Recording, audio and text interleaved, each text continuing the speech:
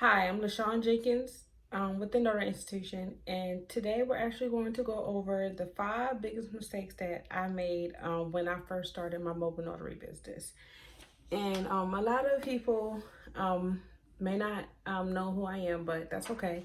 I actually did 6 years in the United States Army. Well, I apologize. I did 7 years in the United States Army. And when I was transitioning out, I really wasn't sure exactly how I was going to supplement my income that I originally was once getting when I was a soldier. And I knew that I just wanted to be out, and the Army wasn't something that I wanted to do. It wasn't fulfilling for me. When I joined, I was like at the age of 19. My family pushed me to go, and it was not something that I necessarily wanted to do. So when I made the decision to get out and explore what I wanted to do, um, someone had brought, the mobile notary business to my attention, and I did research, and honestly, I had signed up. So I started my business while I was still in, like the very last year, I was still in, and I was taking on signing appointments. I would tell people I have like some type of doctor appointment to get out of working, so that I can work my business and learn different things. And when I first started, I made a lot of mistakes, and I do learn pretty quickly. So now, the same mistakes that I made when I first started is not something that I do now. So I want to share my biggest mistakes, looking back on it, my biggest mistakes that I did when I first started off. So the first mistake that I made was I had a mentor, and I did not call my mentor. I didn't use my mentor as I should have, and that was something that I should have done because I made a lot of mistakes on my first signing. I had a lot of questions that I want to say I didn't really necessarily have questions, but there were things that I did not understand, but I did not actually reach out to the person that was helping me. I just didn't speak to them, and I didn't communicate with them. So that's the first mistake I made. And so I suggest that everyone, when you're first starting off, you need to find some type of mentor that you can connect with, and that you feel, I wouldn't even say necessarily comfortable with. Well, you will have to be comfortable with, but someone that you can know, someone that that you can call, and how can I put this? Someone that you can call if you have a question and you don't feel like that person is going to belittle you. You want someone that is leading you in the right direction. That's what type of mentor you want. The next thing I had, I wrote it down because sometimes I tend to forget different things, and writing things down helped me stay focused. So the next thing was I was not prepared, not preparing myself for my notary appointments. So now I have a system that I do to prepare myself for every notary appointment. And I didn't have that at first. At first, I just would take an assignment and, just do everything and trying to figure out the best way. I would watch many people videos, and I would try to figure out, what they was doing. And what I learned about setting myself up is that, one, you have to do what is best for you. What works for you, what applies to your life, and everything like that. So in order for me to prepare for my signings, now what I do is, especially, I have more appointments, more signing appointments, I started to, prepare my shipping label, I prepare the envelopes, everything is already organized in my files. So now if I was to take a signing, another way, before we take on the signing, I always have my supplies. I always make sure my printer has toner, that I always have I have cases of paper between legal and letter. Because my very first signing, I'll give you a story real quick. But my very first signing, I took it at the last minute. And this was my very first signing. I took this signing. They called me about 12. The signing was at 5. Now, if someone calls me at 12 o'clock and they want me to take on a signing at 5 o'clock, yes, I can do it. You can call me at 12 o'clock, and if it's a signing at If I'm not in the middle of anything, I can take that signing, I can print all them documents, I can have everything organized, and I can be at that person's house by 1:30. Within an hour, maybe less than that, but you gotta get time for you to get ready, get glammed, and stuff like that. So that's what takes me longer. But with that being said, I had took the signing and I went home, I printed off the documents, and then I didn't have the right kind of printer. So with that being said, I ran out of toner while I was printing. So then where I live at is where I did originally live at. I actually lived about 20 minutes away, maybe 30 minutes from Office Max. So I had to go to Office Max, get the toner, and get the toner and come back and print. So while I was printing, I ran out of paper. Now I had to go to Walgreens, and where I lived at, once again, it didn't take 20, now it took 15 minutes. I had to go to 15 minutes there and 15 minutes back, go get the letter size paper, and then come back. But while I was printing, after I printed everything, I realized that the documents were cut off. And I wasn't aware of what, I didn't know how to fix it. I didn't know what to do about it. And, I was just all over the place. Now, mind you, the signing was like at 5, if I'm not mistaken. And I already wasted time printing the documents, picking up supplies. And that was because I was not prepared. I didn't have everything. I didn't have all the necessary tools to take on the signing like how I thought. Because I knew I had a printer and I knew I had paper, but I didn't realize how much work was, that I had to do in order to make the signing successful. So when I get to the signing, by the time I was able to even print everything, I didn't even get a chance to actually look at the documents to see what needed to be signed, what didn't need to be signed. I want to say I didn't even print copies. I don't even think I printed copies for the borrower. That's how bad the signing was. So I'm going through the documents and not realizing now, certain title companies, certain title companies or lenders, or depending on who you work with, sometimes they will email you the documents with the borrower's copies in there. So with that being said, that means that they will email it to you to where you only have to print it once because they already included the copy in there, which sometimes it could be a little bit, a lot more confusing if you're not paying attention, if you haven't been doing it a while. So I had the borrower signing, they were signing 2 of everything just because I was not aware of what was going on. And also I missed a lot of places for them to sign, and it was just a whole fiasco.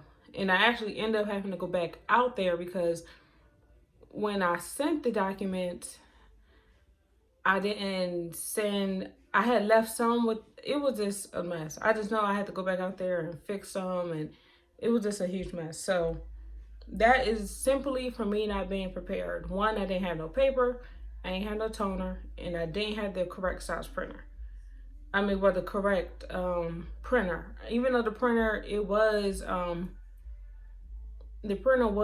a laser jet, but the thing about the printer, when then they needed the document scanned, I realized I had a flatbed scanner, which basically is when you have to lift it up and go one by one. So I didn't have, I want to say it's a feeder, like the feeder scanner. So I didn't have one of those. And then not only that, my printer printed extremely slow that I had. And it really wasn't my printer, it was somebody else's, but I was using their printer because I thought it was a good printer, but it was a good printer, but not for what I'm doing. So now I learned, I did the research, I went and got the correct printer and stuff like that. And also, it was just a huge mess. I can't even go into it. The next mistake that I made was I wasn't charging enough for my services. So, especially like for general notary work, the first very general notary work call I had received, Like I said, anybody, whoever, anyone who already follows me, I originally told people I was not taking general notary work calls. So if someone called, I wouldn't even take that assignment. I just would tell them I wasn't doing it. So it was one lady, she found me, she called me, and I said, I'll just come out there. I didn't charge her nothing. And ended up I had to wait like 20, 30 minutes, and I didn't even charge her. But knowing what I know now about the business, I'm charging for my mobile service. She got over on me because she called around. She told me she called around to different people, but I'm pretty sure she called around and people was charging her. But so when she came across me and I wasn't charging, of course she wanted me to come right over. And I was there in like 10 minutes because I had another situation going on. So the next thing, another issue that I had was, and matter of fact, I'm gonna go back to the charging of services. So when you're charging, for general notary work, or rather it's loan signings or anything that you do, you want to always make sure, you always want to think about, the time that you're spending, the value that you bring to the customer. And a lot of times, what I learned was I bring a lot of value to the customers, especially my general notary people, people that do local work, like power attorneys or just anything small. I learned that I'm a service and I'm coming directly to you. I want to come to wherever you're at. You don't have to leave the comfort of your home or a nursing home. If it's an elderly person, you don't have to try to get your mom out the house and all kinds of things. I know that I'm coming to you and I'm going to be the most professional person that comes to you. So that's why, I know my worth and I know my value. So that's why I charge the prices. Well, that's why that's why I am able to charge what I charge for my services, because I'm providing a service to you. And I don't have any people complain. I mean, people are always going to complain about going to the bank. But what I learned about people like that complain about to the bank, one, I learned that my service is not for you. And it doesn't bother me one bit. I focus on the people who my service is for.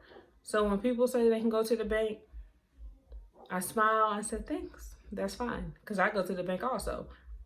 But my service is not for you. So it's fine. It doesn't bother me. I don't feel no type of way, nor do I get discouraged, nor do I think my business is not capable of running, because I know that my services are needed. So next thing we're going to go over is I didn't have a business account. So I had my personal bank account, and I was doing things from there, and it was actually getting really complicated, especially when it came to tax time, and trying to figure out, exactly how much money I made with just my business. And, it took me a minute to realize, I just need to keep that money separate. And also, not with that, I had to figure out a way, so that I can keep track of how much money I made and how much money that I am spending, just for the business. And it took me a while to really realize that I had to keep the things separate. And with the business bank account, I'm able to do that because, one, I can track my expenses better, and also I can track what's going in. I have any type of paychecks, any type of checks, people that do vendor pay or people that do direct deposits. I have it set to that business account so that now it makes it easier at the end of the year. I'm not struggling trying to figure out, in my personal account, which one was from my notary services and stuff like that. And that's what I do now. And the last mistake that I actually made starting my business was I was in way too many notary groups. And the advice that I have about people in notary groups is, first, join a notary group in your state. So if you don't join no notary groups, at least do one in your state. And I say pick one in your state because, with that being said, if you want to know certain laws, if you want to, even though you should go to your Secretary of State website, if you want to use Facebook as your tool, you always want to research exactly, what kind of laws apply to you, because the thing is to you and the people in your state, because the thing is about going to other groups. Some of the other groups, it's a collective of people from different states in those groups. So sometimes, information is, you could be misinformed, like what you can do in one state, you can't do in this state. What applies to that person may not apply to you because you are in two different states. So that's why I say at least join one from your state so that you can at least be up to date on the laws in your state. And normally with the notary groups, it's a person who's been in the business for a long time, who doesn't mind helping out newer people, newbies, who don't necessarily know the state laws, and not even just know the state laws, because sometimes you can read something and it may not even register with you. Like you read something and you're like, what what is that? So sometimes it's easier for somebody else to dissect the information for you, within the notary groups for your state. And also the thing about joining too many notary groups, sometimes there's a lot of negative information, there's a lot of negativity in the groups, to where as though, sometimes as a new person, it could discourage you. It gets to the point where you're like, well, can I really make money doing this? Because I've seen comments about people saying, is this business really lucrative for me? Because I'm here and I haven't received any work. For anyone that says that, they haven't received no work because they have not did the work. They didn't do the work to receive the work. They think that just because they have their notary license, they had their notary license for 50 years, that they're going to receive assignments because they're a notary for 50 years. That doesn't matter. It doesn't matter how long you have something at all. All that matters is how much work. It's all about who worked the hardest. And in the notary groups, there could be a lot of negativity, a lot of people putting people down, being rude.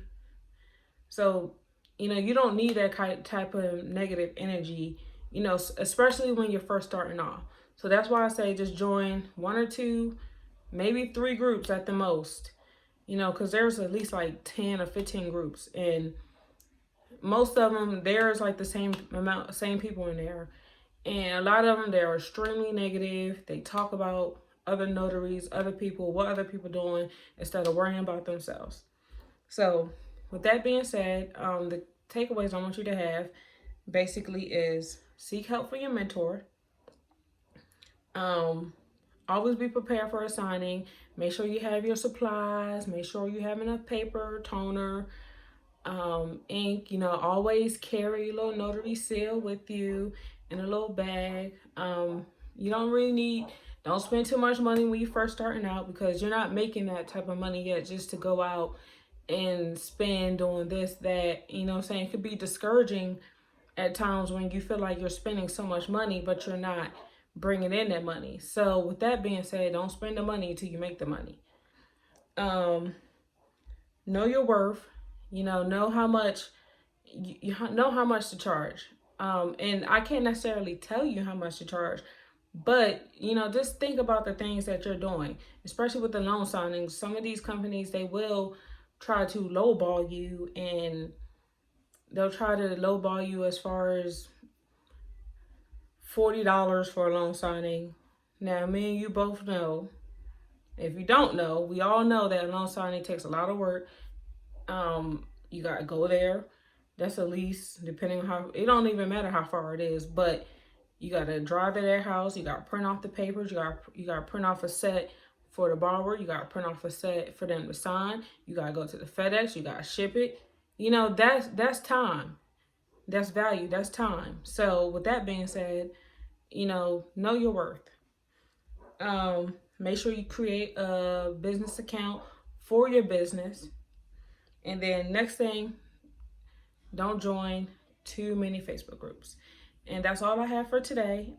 If anybody have any questions or comments, make sure you leave them down below in the comments, or you're more than welcome to check out my website at thenotaryinstitution.com. We have different things that we have blogs, we have courses on how you can start your own business. We have a course on how to review documents throughout time, we're going to add some more stuff. I can't tell you everything, but I have a lot coming, and my passion, to be honest, is to help other people. Because I can sit here and I have my own mobile notary business, but I want other people to know what else you can do besides working, besides Uber, besides Lyft. There are so much opportunities out here now that I want to share these opportunities with people. So if you don't have any more questions, y'all have a good day, and don't forget, check out the notaryinstitution.com.